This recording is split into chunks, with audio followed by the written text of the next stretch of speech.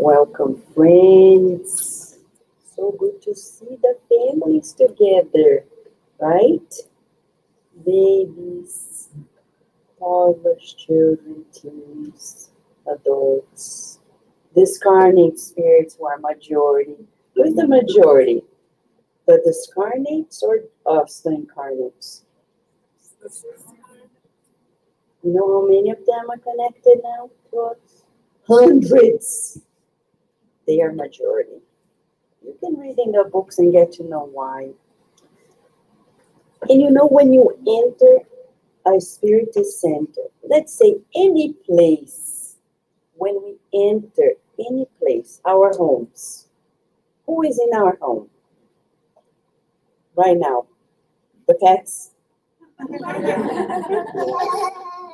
Yes, right, Nicholas and Lucy? Yes, the pets. But you think they're alone? No, I tell Loopy, I say, Loopy, play with the spirit friends. They're gonna be here playing with you. Right? Yes. When we go to our schools, who is there? Only the teachers, the staff, other children. You know, there was a time I picked up Virginia from school. And then she got home. Allow me to say this, it was cute. She put together a tent. You guys love putting together tents in the closet. As if it's not hidden enough. A tent in the closet to do homework inside the tent, inside the closet. Yes, inside the bedroom. And then the next day, she was going to school, hugged me, and oddly she said, I don't want to go to school. I want to stay here with you. And then Mentor Joseph said, look further, Vanessa. When I saw behind Virginia, I saw a little child. I see it. The spirit of a child who came from the school the day before with her. And then a day later in our mediumistic meeting, this child comes because the spirits, the spirit teachers rescue this spirit child. And she said through the medium, I'm looking for my mom. Do you know where my mom is?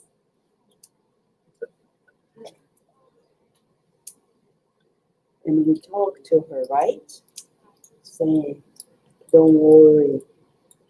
You see these teachers here? They are taking you later to your mom. Go with them. So when you go to school, you're not alone. When you go to your daycare, there are many other people. When you go to a hospital, to a supermarket, to a restaurant.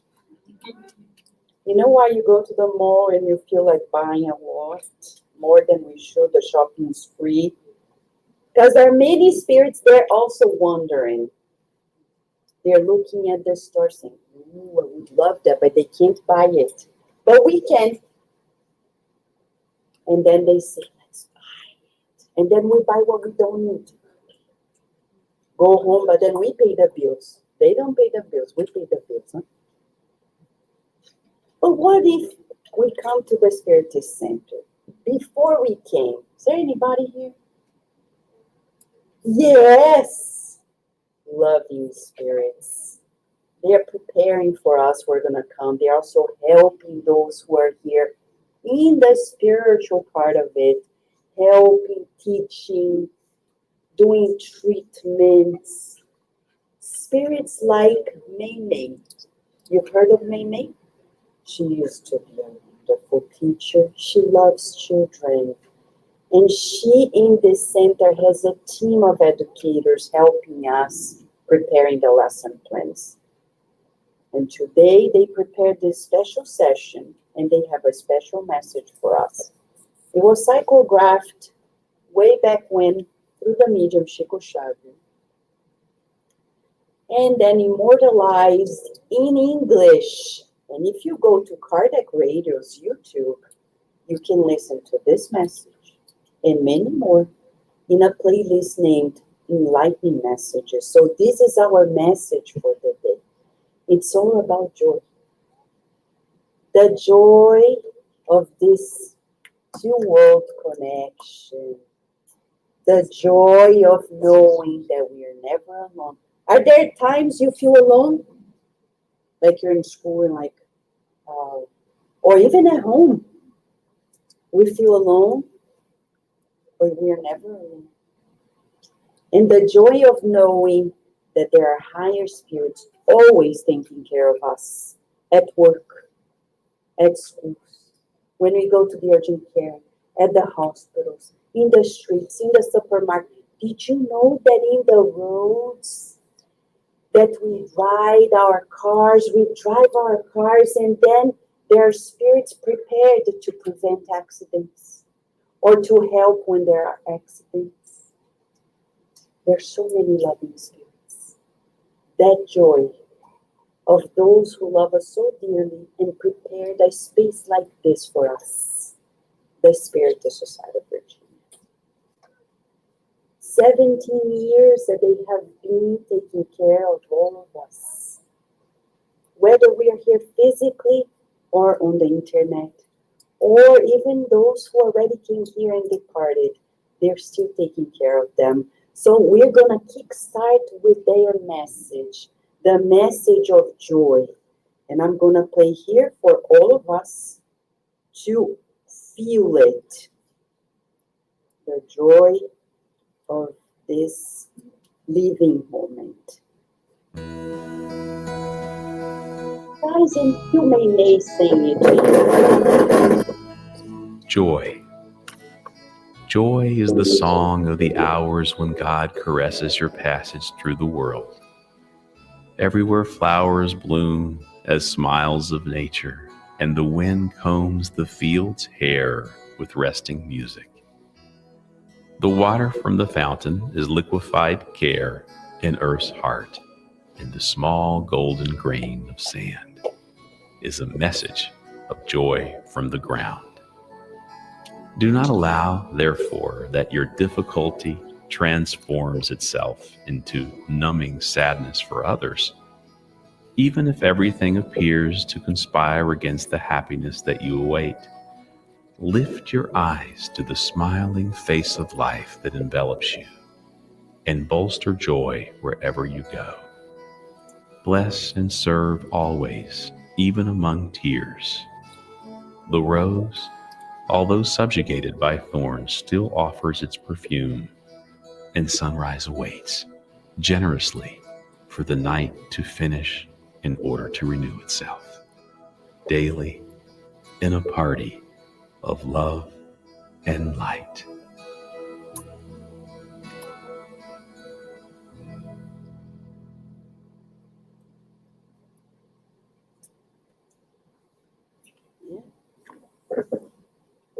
So, the joy of living. Thank you, Carlos. So, here we are. Our conversation is very short because we're going to take action together. Hey, question. Which of these books came first? Yes. What? I can hear it. The Spirit's book. When was it? Do you remember the year? 18. 18? 1857. It's a while ago, huh? And then the medium's book, and then the gospel according to Spiritism. So today we celebrate 160 years of the publishing of this book. Imagine how Kardec was courageous to dare to talk about the gospel according to Spiritism. What a courageous man. You know why I say this? Because at the time, the church was like, if you're not in the church, you're really out of the church. You can't talk about things in the church. But Kardec was a scientist of life. He was an educator, said we need to talk about it. He was revolutionary. So we need to talk about it. But at the time, his health, this was 1864. Remember, 5 years later, Kardec would discarnate. 5 years before he discarnated. His health, he was at the time 64, 65 years of age. In the 1800s, if you were at that age, you would be kind of old. He was living long, but his health was not well. So he told his wife, I'm going to retreat to the beach and write this book there. He kept writing letters. Who's Kardec's wife? You remember her name? Amélie Gabrielle Boudet. She was a wonderful wife. She was 9 years his senior. She was older than him. Kardec was revolutionary all the way.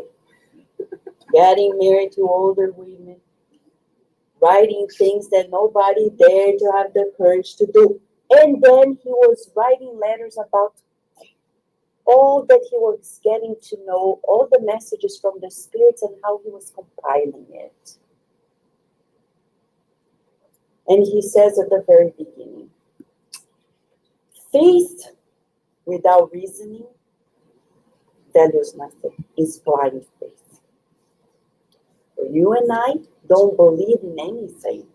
We know. When people ask, what do you believe? I don't believe in anything. You don't believe in God? No. I know God exists. Oh. Do you believe in reincarnation? No. I know reincarnation exists. And if they say, how do you know? Well, go to the University of Virginia in Charlottesville. There's a group of scientists there. They have proved over more than 3 decades in several scientific papers that reincarnation is a fact. It's not about belief anymore. It's not a dogma. We know. You know that there was a time people thought that the sun would go around the earth. And then somebody said, the earth goes around the sun. And they were burned at stake.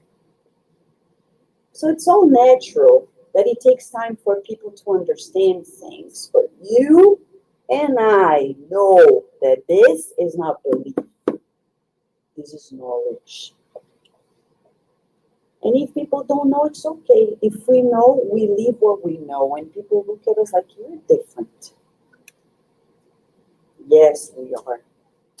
And we have to be different. To the point that sometimes we'll get on people's nerves. Because people will look sometimes to our children and say, they need to advocate for themselves. And I look at the teacher and ask, what do you mean? They need to avenge those who bully them? We don't teach them that. If that's self-defense for you, not for us.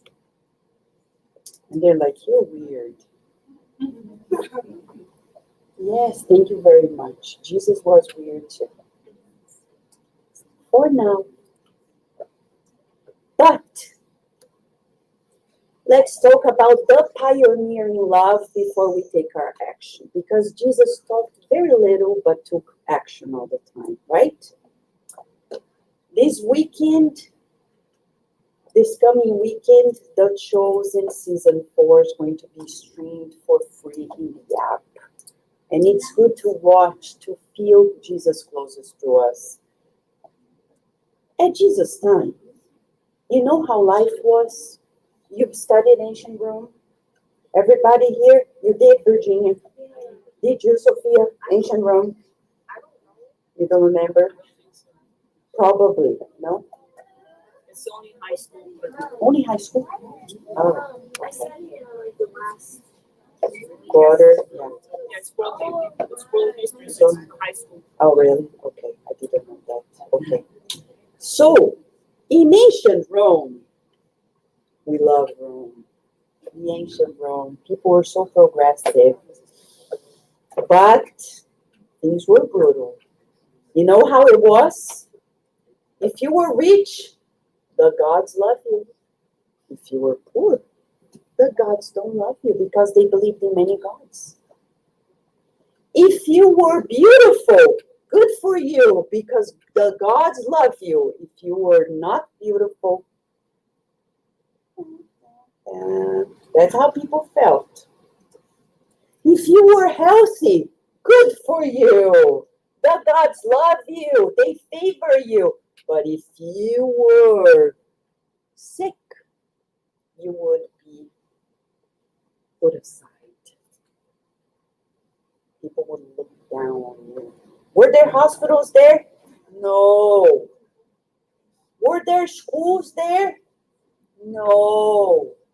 There was education for a few, the elite society. It wasn't beautiful to work. So if you still think work is tiresome, it's a sign that we are still that inferior.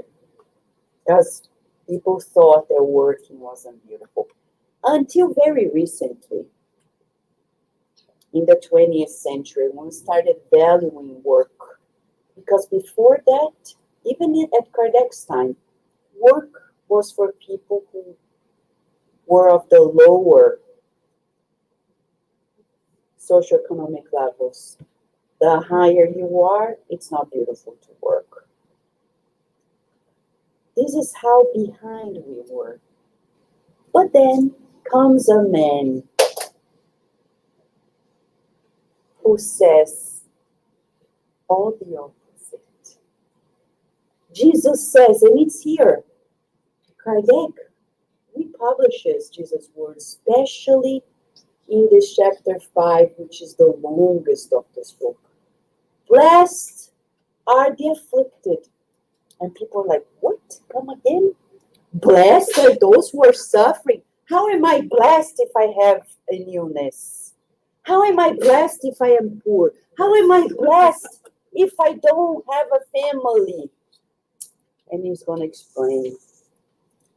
Through that experience, you are going to see things of God and life that without it you wouldn't see. So Jesus says that life is a learning experience. He teaches us to seek the good all the time.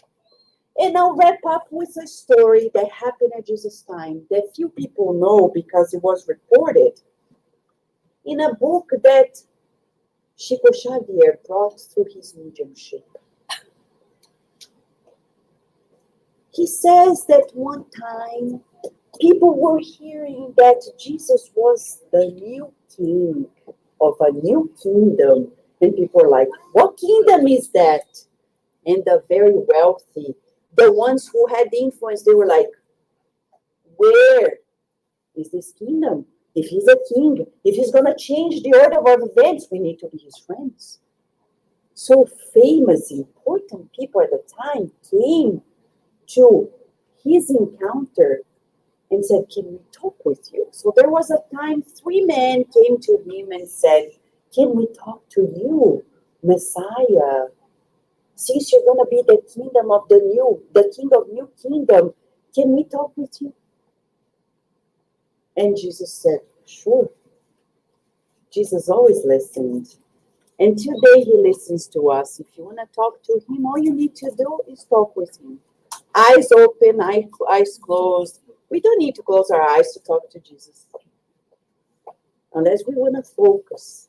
Because if I keep my eyes open, I'll be distracted. And Jesus is like, I'm listening. And you're like, oh, I was distracted. So I close my eyes, so I focus on him. He's listening today, then he listened to these 3 important men. They introduced themselves, talking about their credentials, who they were, what they were doing, and they said, you know, we can help you in your kingdom. It's so funny, right? When people are blind, they think they can help and they don't see what they need to do to help people. They think they have it ready made. So they said, one of them said, I have an army. You can use my army. I have powerful people who are well trained, and they're going to help you in your kingdom. Jesus listened. The other one said, I have lots of land, crops, production of food that can feed everybody. And I can be by your side feeding all people. And the third one said, I am a legislator. I can make laws to implement order and make sure everybody's going to obey you. I have many scribes who will write the laws and enforce them with your will. Jesus listened to them and said, in my kingdom, all we need is love. The Beatles heard it and made the song. Centuries, millennia later. What? All you need is love? And people are like, and then one of the men asked, where's the Messiah? Because this man, I don't think he's the Messiah. They turned their back and told the disciples, this can't be the Messiah. Because he's talking about love. He's talking about equality. He's saying we are all equal. He is saying that it doesn't matter if we're rich or poor, healthy, unhealthy, beautiful or not. It doesn't matter. We are all equal. Is he crazy? Love, what is love? For them, love meant something else. Question to us. If you say to your friends at school, all we need is love, do you think they're going to get it? Huh? No, right? Huh? Very few people listen to the Beatles. Yeah.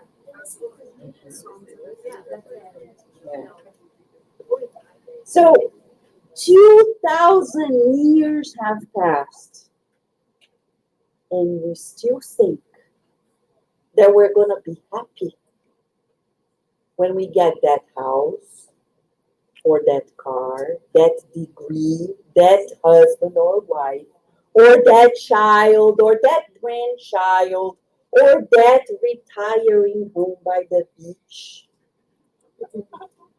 And we still believe that those who have are happier than us. Or if we do have, we're happier than them. What's going to happen for us to change? What is already happening? The wars, the natural disasters. Yesterday, I received a message from a friend in the south of Brazil. They are taking charitable actions. We know that the Spiritist Society of Virginia has already done its action. But now they need more than ever our prayers, because now people are getting, some of them are getting back to their homes, trying to see if they can clean it up and still save the house. Can you imagine? Why do we need to go through this?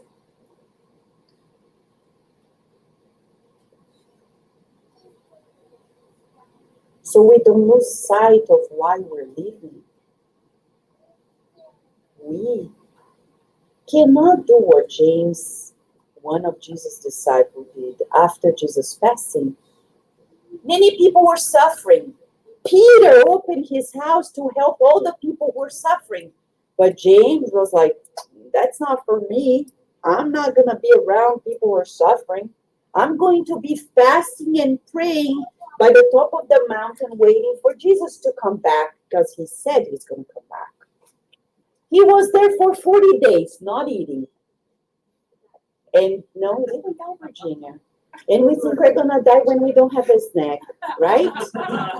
We skip one snack and we think we're going to die, right? It sounds right, right? But it's not true.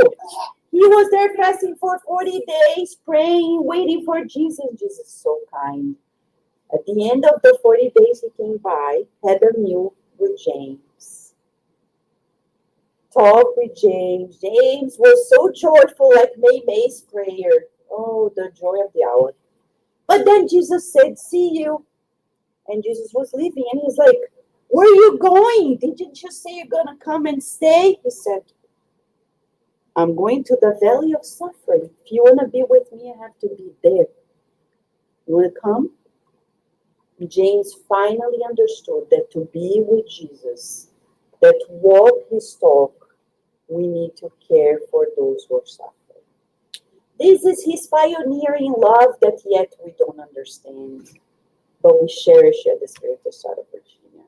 So at this moment, we're going to split ourselves in 4 groups. 2 groups will be outside and 2 groups will be inside, where we're going to work together for 4 different organizations that need our help. We cannot celebrate life just by caring for ourselves. So if you received an affirmation, the adults, there is a number on it. 1, 2, or 3. Right? Number 1 is inside the room. I'm going to show you the slide that Daisy prepared. The slide that explains what we're going to do. It's pure action, okay? Bear with me 1 second, please. So for those who are at home, we would recommend that you take some action too. That you look at your pantry, select something, go to the food bank right now, or go to the streets, help somebody, because we can't celebrate love without loving actions. And here we are. Today, we're going to split ourselves in 4 groups, and this is the group, okay? Group number 1 is making peanut butter jelly sandwiches for the rest and shelter. Group 1, who got 1? There. Number 2, we're going to make snack packs for the OER. OER is an organization we have been helping for more than 10, 15 years. It's an organization that helps those who are in prison. They leave, they don't know what to do, so they need snack packs. Because when you get out of prison, you have nothing. Nothing. And it's up to you to find a way to restore your life. Number 3, the group number 3 is going to be outside. We're going to prepare 30 self-care gift sets for the women who are abused or under violence and are in the shelters at House of Ruth. And our children will be here in this team's room in the bookstore, designing loving bags, drawing the 100 bags for the service to the homeless in DC. And where are we going to do the prayer in the classes? Huh? Any idea? Any idea? We're going to do it now, before we split, okay? We're not going to have the individual, the magnetic ones. But the good spirits will go one by one doing this. So Kara and Daisy are going to help us. So we are led into this moment, okay? The passes followed by the final prayer. We're going to dim the lights and visualize Jesus inviting us to his pioneering love.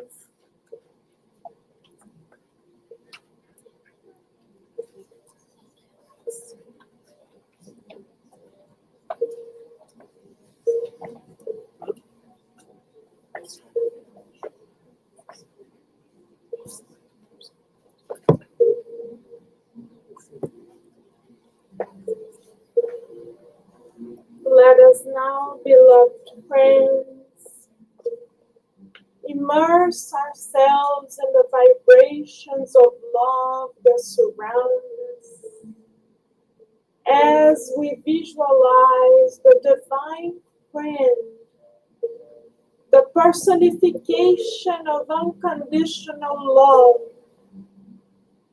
coming to our encounter, extending his loving hands towards us and enveloping us in an all-encompassing, loving embrace.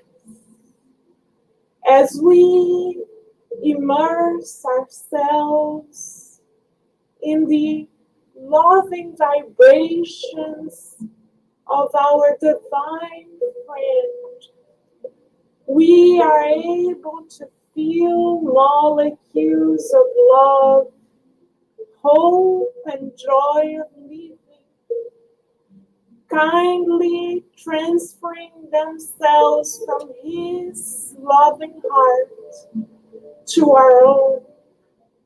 We visualize these molecules of love as vibrations of divine light entering upon our bloodstream and illuminating all of our perispiritual and physical organizations. As we dim light ourselves, we thank the Master for the gift of his unconditional love, and feeling completely immersed in his love and connected to him forever and ever, in one current of light, love, and hope, we now prepare ourselves for our final prayer.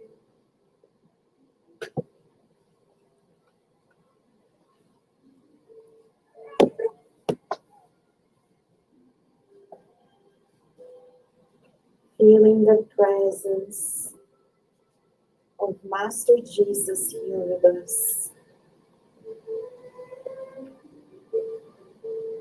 He knows exactly what we need at this very moment. And trusting in him, we raise our thoughts. Dear Master, words cannot describe our gratitude. Gratitude to you for bringing us the promised consoler that brings so much hope, strength to our lives. Dear Master Jesus, in this special day,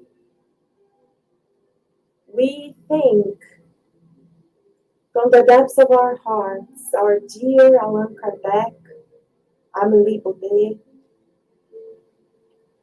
that 160 years ago had the courage, the perseverance to stand for the truth. We thank all those who have come since then around the world, missionary spirits who have spread Spiritism to all corners of the earth. And today especially we thank all those who 17 years ago in both planes of life, the spirit mentors, and those who are here incarnate, who also had the courage, perseverance, strength to build this house of light on earth.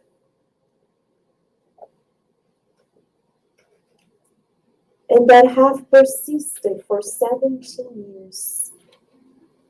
Master Jesus, we are reverent to all of them and to you for the opportunity to be here in this beautiful day. We pray that your love spread throughout to those regions of the earth suffering from natural disasters, wars, violence, famine. We pray for those who are suffering in hospitals and nursing homes, shelters, prisons, those who are starting anew after going through deep suffering through domestic violence. And also we pray for those on the streets who are lost and feeling abandoned. We pray that we can stay connected with you as we make this service, thinking of those who will receive the sandwiches, bags, snacks, so that they can feel your love. Grateful for this opportunity, we ask you for the permission to close this first part of this meeting today. And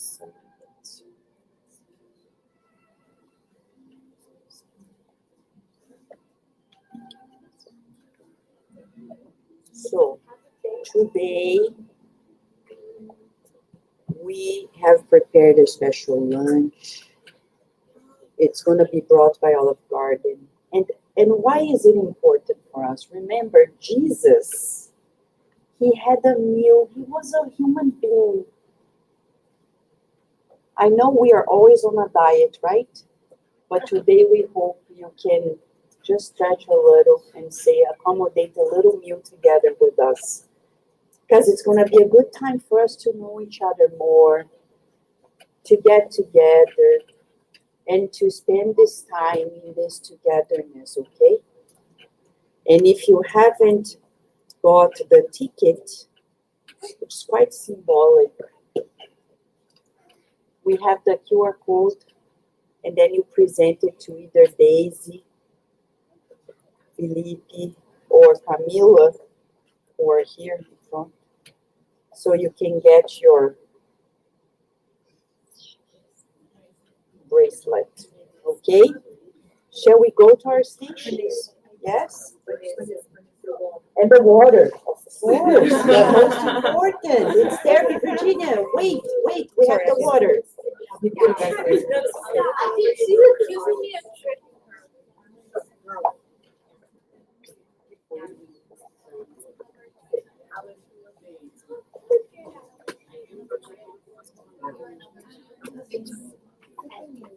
I wonder if you say.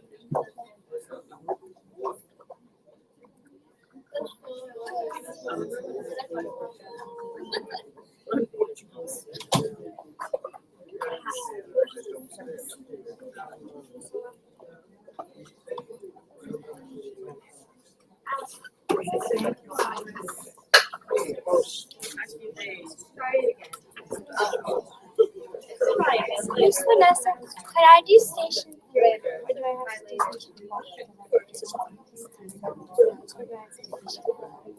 No, you can there's a little card that connects and you can buy these on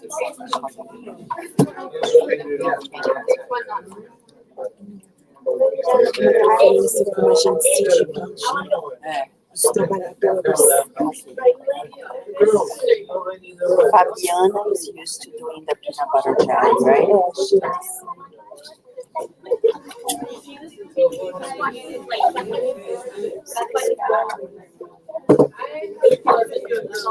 Thank you, friends. Have a great day.